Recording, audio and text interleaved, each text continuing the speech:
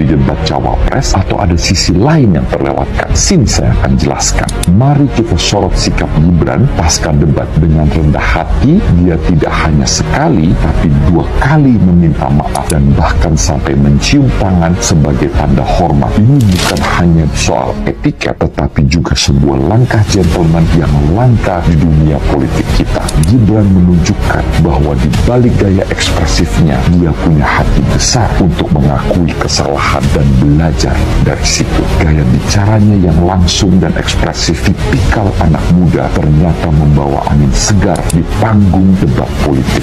Namun, siapa sangka ekspresinya yang begitu berapi-api ternyata bisa menimbulkan salah paham, bahkan mungkin menyinggung beberapa pihak. Muda dan emosi adalah sifat manusia, tapi kebesaran hati untuk meminta maaf adalah nilai-nilai luhur budaya Indonesia yang harus dimiliki oleh pemimpin bangsa. Gibran menunjukkan hal ini malam itu, suatu yang gagal disajikan oleh kedua capres setelah memperolok Bapak Prabowo dalam debat yang lalu. Perilaku ini bukan hanya tentang sopan santun, tetapi juga tentang kedewasaan emosional dan tanggung jawab moral. Nah, coba bandingkan dengan insiden saat Prabowo dituduh oleh beberapa orang. Apakah mereka pernah meminta maaf seperti Gibran? Tidak kan? Ini menunjukkan bahwa Gibran dengan semua gaya ekspresif dan semangat mudanya telah mengambil langkah lebih dewasa dan bertanggung jawab. Keunggulan Gibran tidak hanya terletak pada sifat ekspresifnya, tapi juga refleksnya sebagai anak muda, cepat dan tanggap. Hal ini terbukti saat petugas KPU terjatuh, dia langsung sigap menolong. Kecepatan dan kepedulian seperti ini adalah sifat-sifat penting yang dibutuhkan seorang pemimpin. Jika masih ada yang meragukan ketulusan maaf dari Gibran, mungkin kita perlu memikirkan ulang. Mengakui kesalahan, meminta maaf di dunia politik yang seringkali keras tanpa ampun adalah sebuah tindakan yang harus dihargai. Gibran tidak hanya berdebat dengan kata-kata, tapi juga dengan tindakan yang menunjukkan ia adalah seorang yang bertanggung jawab dan punya integritas. Indonesia tanah air beta, pusaka abadi nan jaya. Gibran Raka Buming Raka, tetapi ucapan-ucapannya menurut saya rasional, bisa diterimalah oleh akal. Dan satu kali lagi, ini adalah momentum terakhir menurut saya. Unjuk gigi seorang Gibran yang dianggap lemah, yang dianggap ayam sayur, yang dianggap pelangak pelongo, yang dianggap ketika debat di awal ada yang membisiki, dan lain sebagainya. Ini adalah momentum terakhir untuk Gibran unjuk gigi kepada semua masyarakat Indonesia bahwa dirinya lah otentik yang hadir di hadapan Profesor Mahfud MD dan di hadapan Caimin dan di hadapan jutaan masyarakat Indonesia. Dia hanya ingin mengatakan dan menegaskan bahwa dirinya bukan ayam sayur, bahwa dirinya bukan pelangak pelongo, bahwa dia punya kemampuan, kapasitas, keberanian untuk berdebat bahkan dengan seorang sekelas profesor. Itu aja. Lalu kita akan baca nih tweet dari Samara Amani, sedang ramai juga ya. Kalau anak muda keras sedikit dinilai tidak sopan.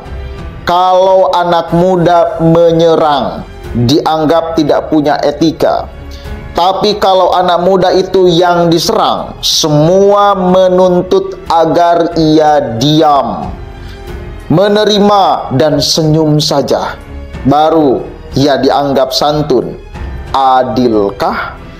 Tanda tanya. Kemudian satu lagi.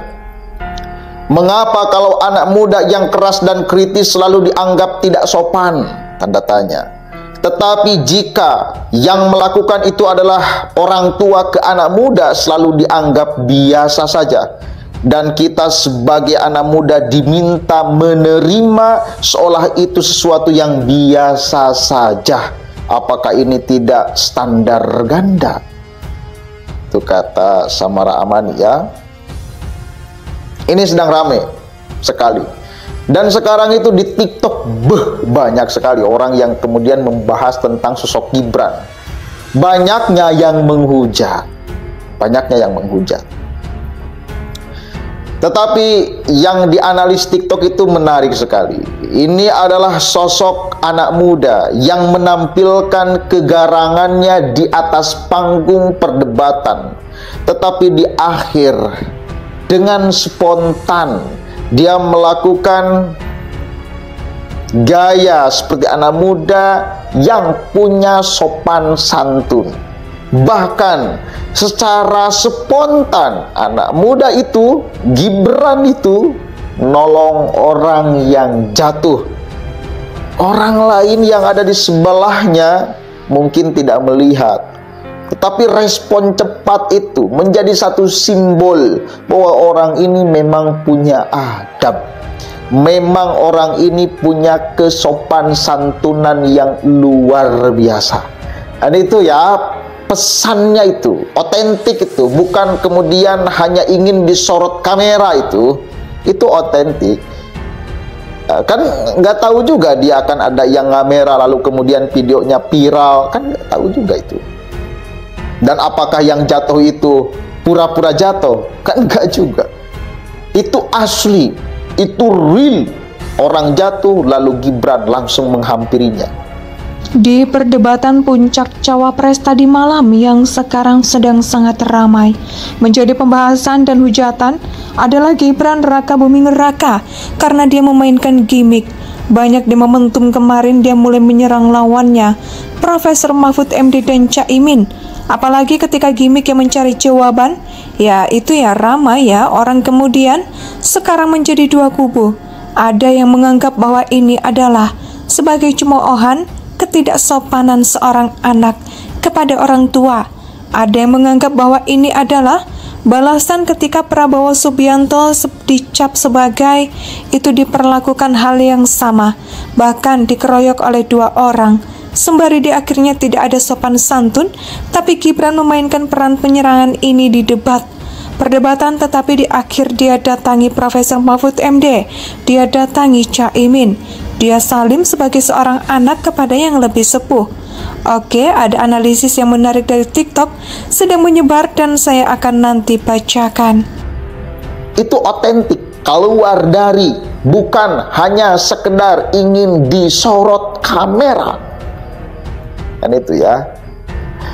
Banyak orang yang bertanya-tanya di sini, kok saya menjadi sangat pro Gibran? Ya, jujur aja, saya menjadi pro Gibran.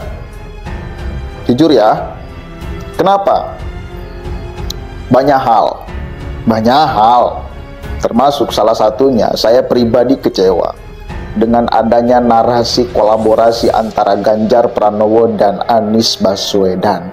Itu aja. Punya ide itu aja belum terjadi nih. Menurut saya, ya itu mereka tidak memperhatikan yang di bawah kita. Punya ide aja itu, bayangkan. Bukan kita kan belum melihat ada koalisi itu ya. Tapi punya ide aja untuk melakukan koalisi, bagi saya sudah mencederai. Saya ya lah. Apalagi terlaksana. Punya idenya aja. Melakukan pertemuan sebagai upaya untuk kolaborasi aja. Apalagi ketika Abu Bakar Ba'asyir resmi mendukung, mendeklirkan, mendeklarasikan, mewajibkan kepada seluruh umat Islam agar memilih pasangan Anies dan Caimin. Ini bagi saya bahaya. Bagi saya bahaya.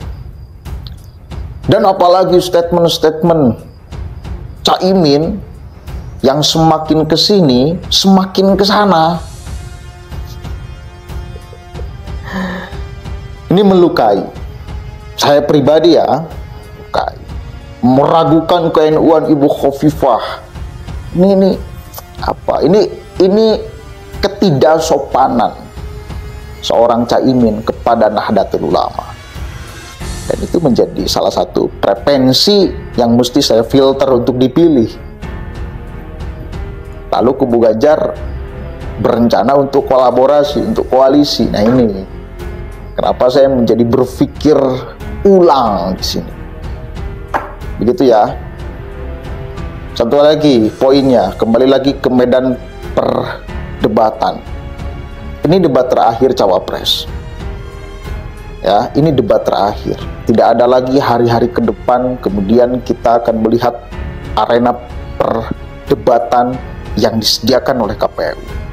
Dan disinilah Gibran punya tugas untuk menegaskan, untuk menegasikan seluruh tuduhan kepadanya dari lawan-lawan politiknya yang terlanjur diadopsi oleh masyarakat. Nah, ini harus dipatahkan. Dengan cara salah satunya dia tunjukkan kualitas dirinya, kemampuan, keberanian di atas panggung itu disaksikan oleh jutaan masyarakat Indonesia. Apalagi di awal perdebatan dulu, pas pertama ketika Gibran menguasai mimbar perdebatan, ada orang yang masih meragukan bahwa itu adalah Gibran. Ada orang yang nuduh bahwa itu dibisiki. Ada orang yang menuduh bahwa Gibran pakai alat ABCD, alat pendengar ini, dan dia ingin mematahkan kebohongan-kebohongan itu. Dia ingin membatalkan tuduhan busuk dari lawan politiknya untuk menjatuhkan dirinya. Saya kira itu, karena ini petunjukan terakhir. Maka Gibran keluarkan semua kemampuan dan keberaniannya untuk bahkan bisa melawan, menyerang, menyindir, dan lain sebagainya. Dan boleh jadi Gibran ingin melihat bagaimana, atau bahkan ingin menjadi contoh bila kemudian di panggung perdebatan orang bisa saling serang, tetapi setelah beres, yang lebih muda tentunya mesti datang ke yang lebih tua untuk kemudian minta maaf bila ada tutur kata yang membuat hati sakit gitu loh. Dan itu tidak terjadi di debat Capres ketika Prabowo di sana diserang oleh dua orang, didiskreditkan, diolok-olok dan lain sebagainya. Tidak terjadi itu. Indonesia sejak dulu kala tetap dipuja-puja bangsa.